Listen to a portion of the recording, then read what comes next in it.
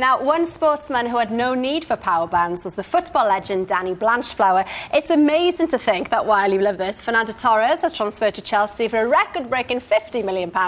Danny only ever earned £100 a week at Tottenham in the 60s. Ruth Goodman finds out how the Belfast boy went from cobblestone kickabouts to cup final glory. In this house in Elmdale Street, East Belfast, was born a man who played to crowds of 50,000 for £15 a week. Before the phenomenon that was George Best, the best footballer made in Belfast was Danny Blanchflower. Danny Blanchflower, captain of Spurs, to take the penalty. I believe the game's a great democracy.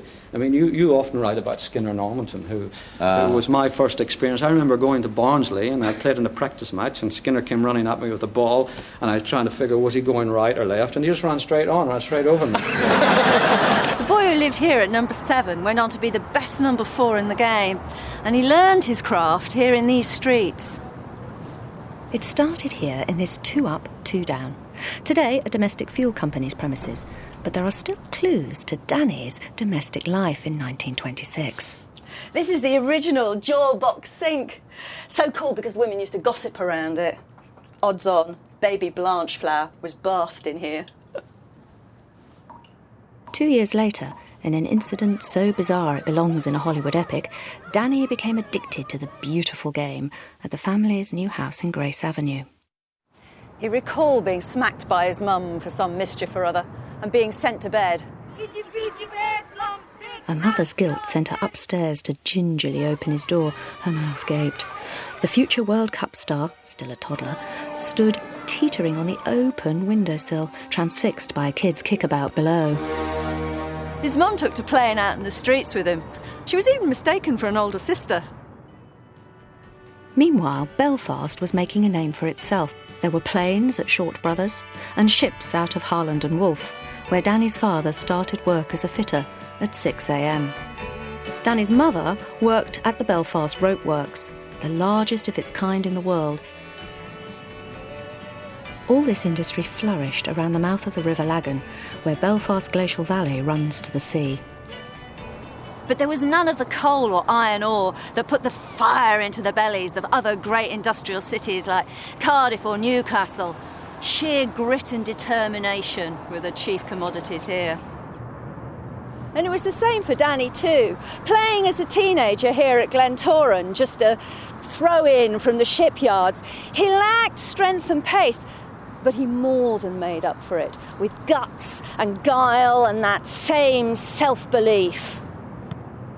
Just after the war, all of us would have played on the streets if we could find a ball, if we could afford a ball. The cobbles, the ball's bouncing everywhere. It was really like a rugby ball. It can go anyway. And that sharpened your senses, sharpened your control. And the fact that it was 20 aside and people were tackling you all the time, that made you sure your touch was good and you were able to pass the ball. England beckoned, and Danny went on to parade his skills at the highest level for Aston Villa and Spurs. He captained Tottenham to the double in '61, the first time in the century one team lifted both major trophies. Soon Belfast had a double of its own, 2 huge shipyard cranes straddling the dock. Samson and Goliath, as they came to be known, remain a defiant industrial display. Danny put on more than a few of those for Spurs in a team thronged with English, Scots, Welsh and Irish, barely on better wages than the fans watching them. But his greatest international triumph was at the World Cup in 1958. And here, Northern Ireland, training very, very hard indeed for this great match against France. Danny Blanchflower, their captain. Against all the odds, Danny led Northern Ireland to a place in the quarter-finals. After beating the mighty Italy 2-1 on the way, his football philosophy was as Irish as Spike Milligan. Well, our tactics have always been to equalise before the other team scored. I think they scored first and then we equalised, but we equalised the second time before they scored. He went on to write as elegantly about the game as he played it, pithily describing one muscle-bound match as all action, no plot. The great Jimmy Greaves said when Danny left Spurs that a light went out at White Hart Lane. Maybe. But memories of the great Danny boy still shine brightly on the streets of Belfast.